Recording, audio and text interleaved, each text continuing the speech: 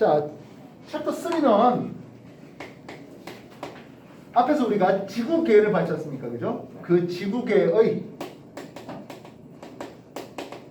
에너지와 그리고 물질에 대한 내용으로 소개되겠습니다. 일단 먼저 지구의 에너지는 크게 세 가지로 구분합니다. 당연히 가장 압도적으로 많은 양은 태양 복사 에너지입니다. 99.9% 정도라고 해도 과언이 정도입니다. 근데 지구의 에너지가 100% 태양으로만 구성되는 건 아니에요. 지구 내부 에너지와 마지막으로 조력 에너지가 있습니다. 얘네들은 서로 전환이 가능하지가 않아요. 태양 에너지가 식물이 광합성하면서 포도당이라는 화학 에너지로 바뀌어 있고요. 이해됐습니까? 그걸 인류가 나중에 화석 연료 태워서 뭐 전기 에너지 만든다든지 뭐 이런 걸로 다른 걸로 전환이 돼도 얘네들 사이에는 전환이 안 됩니다. 내가 보다시피 태양 복사 에너지가 지구에 압도적으로 많다 보니까 아까 말했던 기상현상이 일어나요. 바람이 불어요. 그러면 파도가 쳐요.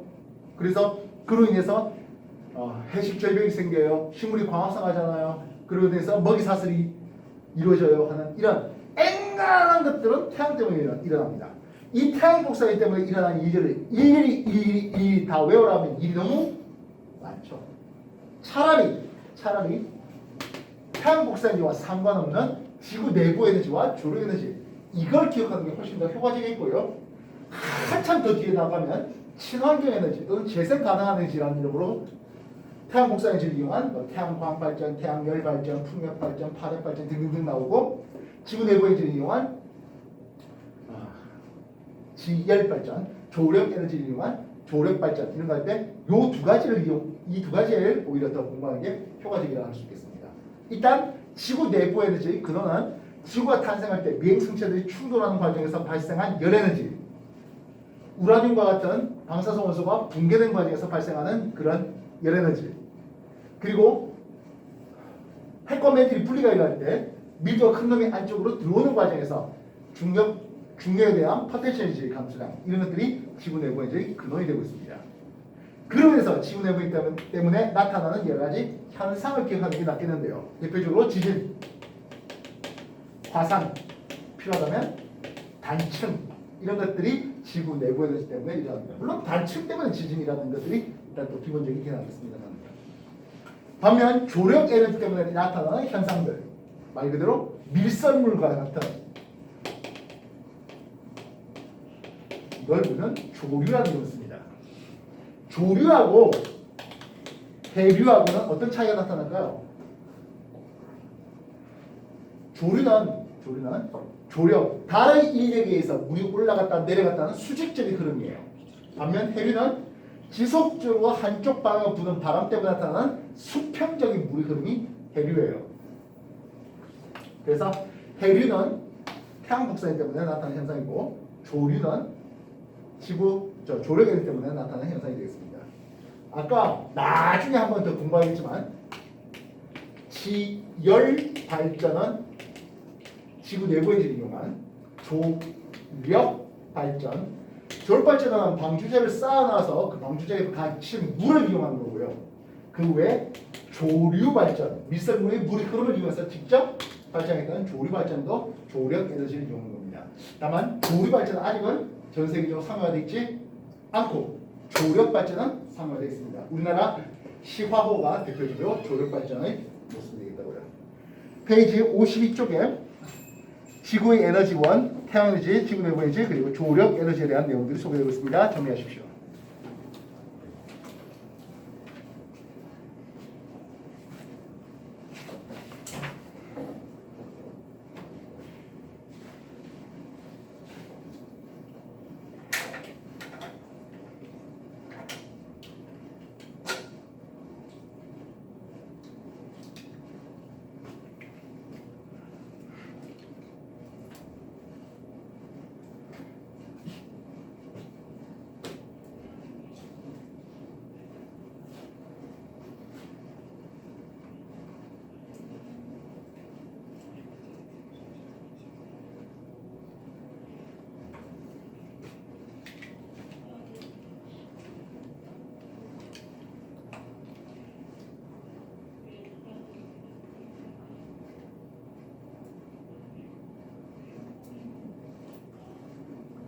자, 같이 볼게요. 지구계는 기본적으로 지구라는 시스템은 닫힌 계라는 이름을 씁니다. 닫힌 계라는 것은 외부에서 에너지는 들어왔다가 나갑니다. 대신 이 에너지가 지구에 들어와서 여러 가지 다른 에너지로 전환될 수 있죠. 아까 봤다시피 태양 복사 에너지가 들어와서 지구를 태우는 열 에너지가 바뀌겠고, 그러면서 기압 차이 때문에 바람의 운동 에너지가 나오고, 풍력 발전하면 전기 발 에너지가 나옵니다. 이해되시겠습니까? 그 전기를 주고 전등켜면 빛이 나오겠죠. 빛 에너지가 바뀝니다. 등등등은 에너지의 전환을 통해서 결국에 최종적으로 지구 밖으로 나가요. 결국에 들어오는 양과 나가는 양마다 같다라고 할 수 있겠습니다. 그래서 에너지는 우리는 흐름이라고 부릅니다. 반면 머티리얼 물질은요, 닫히기 때문에 물질은 다른 데로 안 나가요. 지구에 있는 물질은 그냥 그대로 유지됩니다. 그래서 물질은 이 안에서 순환만 할 뿐 다른 데로 나가지 않거든 하겠습니다. 지구를 크게 직관, 수관, 기관 그리고 생물권으로 구분해 봅니다. 그래서 우리가 관심 있는 물질은 어떤 물질들이 있겠습니까? 하는데 첫 번째 탄소가 있겠습니다. 탄소는 기권에서는 주로 CO2 이산화탄소 형태로 있죠. 물론 CH4 메테인도 있겠습니다만은요. 수권에는 주로 CO3 탄산이온이나 탄산수소 이온 형태로 존재합니다. 생물권에는 당연히 유기물이죠. 유기물, 탄수화물, 단백질 같은 이런 것들 말입니다. 직권에는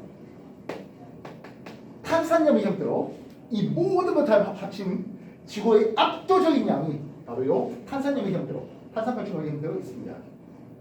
앞에 1단원 소개할 때 초창기 지구의 엄청난 양의 이산탄소가 바로 요 석회암과 같은 탄산염의 형태로 탄산염 광물로 저장되어 있습니다. 그 외에 흔히 유기탄소라 하는 화석 연료 역시 직권에 있는 원인들이 되겠습니다.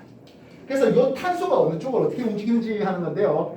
딱 하나는 반드시 기억해 놓으시기 바랍니다. 기권에 있는 탄소가 생물권으로 들어갈 수 있는 단 하나의 방법입니다.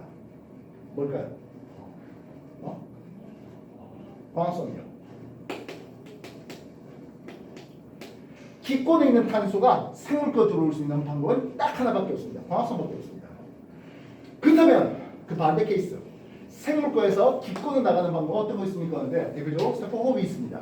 뿐일까요? 타는 것도 있겠죠. 나무가 타버렸어요 하면 요즘에 산불 많이 나잖아. 유럽하고 지금 뭐 산불 난리잖아요. 연소도 있습니다. 싸고 나가는 거 이때도 있겠네요. 이게 있습니까? 다양한 것들이 있습니다. 직권에서 기권하는 거, 화산 터질 때 이산탄소 나가는 것도 있고 화석연료의 연소, 특히 이게 이제 관심 있는 거죠. 지금 화석연료의 연소량이 너무 많아가지고 기권의 탄소량이 너무 많아지잖아 라고 한다. 그런 의미입니다. 기권에서 수권으로 용해되는 과정도 있겠고 수권에서 용출, 방출되는 것도 있겠네요. 지구온난화가 심해져서 수온이 높아지면 이산탄소가 잘 녹아 못 녹아. 잘 못 녹죠.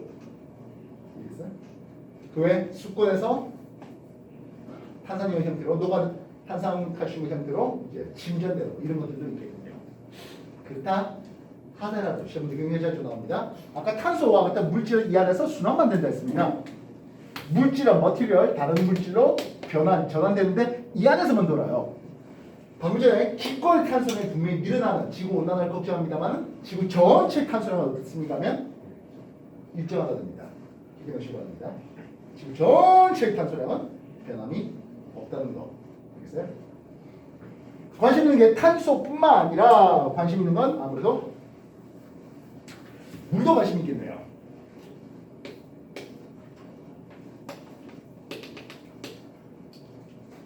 물은 대륙과 해양에서 물이 이제 관심인데요. 해양에서는 증발되는 것과 이것이 비로 내리는 강수되는 놈을 한번 살펴봤습니다. 절대적 숫자는 아니고요. 상대값으로 증발량을 빼고 잡으면 강수량 대략 90 정도 됩니다. 조금 더 따지면 89 정도 하겠는데, 그럼 바다는 증발이 100 됐는데 비가 때려진 게 90밖에 안 돼요. 바다에는 증발량이 더 많네요. 반면 육지 대륙에서는요. 강수 비가 내리는 게 30 내려요. 증발되는 놈은 20만 증발돼요. 그럼 육지에는 비가 더 많고 강수가 더 많아서 육지에 물이 계속 쌓일까요? 그렇지 않습니다. 결국엔 대륙에서 바다로 하천이라든지 지하수를 통해서 신만큼 유출되겠죠. 그래서 바다에 있는 물의 양이 일정하게 육지에 있는 물의 양이 일정하게 유지되게 해주고 있습니다. 이해됐습니까? 그래서 물의 과정이 되겠습니다. 세 번째는 질소가 있는데요. 이 질소는 지구학 쪽에서는 별로 관심이 없어요. 그럼 어디서 관심 있을까? 그렇죠. 생물에서 관심 있어요. 이해됐어요? 공기 중의 질소는 생명한테 DNA라든지 단백질 만드는데 가장 중요한 원소 중에 하나인데 이건 지구학 쪽은 관심 별로 없고 생명과학 공부하는 쪽에서 한번 더 봐주시면 됩니다. 그래서 질소 고정 또는 탈질화세균 이런 놈들이 나오고 있습니다. 되겠습니까? 그래서 이 지구계는 직권, 수권, 기권 그리고 생물권들이 서로 영향을 주고받습니다. 근데 이걸 굳이 이렇게 영향을 주고받는 걸 일일이 K/K를 외울 이유는 없죠. 상을 보고 거기서 거기에 말을 만들면 됩니다. 바람이 부니까 파도가 치네요. 기권에 의해서 수권이 영향을 받았습니다 하면 되는 거죠. 이해됐습니까? 파도가 치면서 해식 절벽을 육지를 깎아서 절벽을 만들어서 해식 절벽을 만들어서 수권에서 직권이 영향을 받았잖아. 이렇게 하면 되겠죠. 대규모 화산 터져서 화산재가 하늘을 뒤덮었네요. 태양빛이 가서 기온을 낮췄어요. 직권에서 기권이 영향을 받았잖아. 이렇게 말입니다. 이래서요. 나무 뿌리가 자라면서 암석을 부셔뜨렸어요. 그러면 생물권이 직권에 영향을 준 거다. 이러면 되는 거잖아요. 자, 그렇다면 외권과는 영향이 주고받는 영향이 없다. OX. X. 외권에 의해서 영향받아요. 태양팀이 강하게 들어왔잖아요. 이해됐습니까? 그래서 지구에 자기 교란이 일어난다든지 또는 오로라가 생긴다든지 그러면 외권과 기권의 상호작용이죠. 우리가 다른 위상이 삭 또는 망일 때 조수간만의 차이가 큰 사를 얘기하고 있습니다. 그렇다면 외권과 수권의 영향이라고 보시면 되는 거죠. 이해됐어요? 그런 식으로 각 권역들 간에 서로 상호작용을 해주고 있는데 그런 K/K는 문제 보고 답하시면 됩니다. 굳이 55페이지와 같이 누가 근원에 대해서 누가 영향을 받는지 K/K 16가지를 굳이 외울 필요까지는 없는 내용이죠. 이해됐습니까?